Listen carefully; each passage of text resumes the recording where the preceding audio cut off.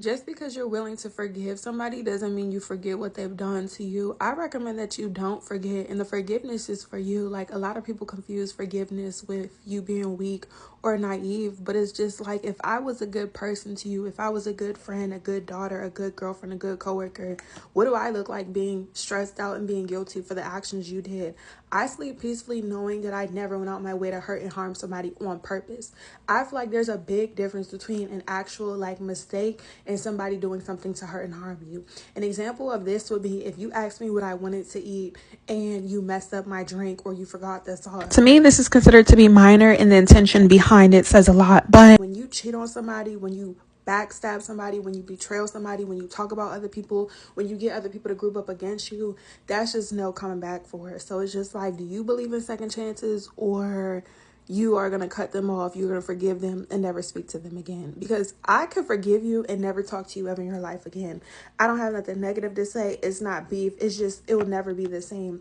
And me personally, I know a lot of people are like, well, people can change. Second chances are meant to be, give people grace. Grace is necessary, but guess what?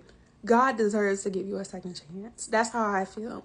That's why it's so easy for me to cut off my immediate family, friends, anybody I used to know, and even strangers, because it's just like, I've experienced this as a child. So if I had to cut off my immediate family as a child and I'm 28, why do you think you're any special? God could give you a second chance, because that's who you should be apologizing to anyways. Like, a lot of people think that they're hurting and harming you. You're not. And if you don't believe in God, that's cool, because I'm not here to force religion or spirituality. But as an Afro-Indigenous Caribbean woman, I don't have to give you a second chance, because I know for a fact that if you were meant to be in my life, they would bring you. My ancestors, God, universe would tap me and say, Laka outside the home. Because I know if I went on my way to harm somebody, I wouldn't expect people to forget what I did. So I don't blame people who never talk to people ever again. And a lot of people struggle, but it's just like, you do realize these people went out their way to sabotage you, hurt and harm you, like, and even necessarily take you out. But it's just like, unless you've gone through that, a lot of people are not going to be able to understand that. If you're somebody who has ever had to cut off your family member, your friends, or outgrow people,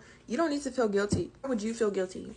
And it's just like, this doesn't mean that your feelings that you had towards them were invalid, but what do you look like enabling your abuser's behavior? I know a lot of people are not self-aware. Like I said, I've been like this since a little girl because of the practices and like my ethnicity and my culture. But it's just like, nobody has to go out their way to do things to you. Like, it's one thing if you lack communication skills. It's one thing if, you weren't taught certain things. But to intentionally hurt and harm somebody who wanted you to do well, like, I don't know, it doesn't sit right with my spirit. So it's like, no, you will not get a second chance. Like I said, unless my ancestors say, Ek home, Benya.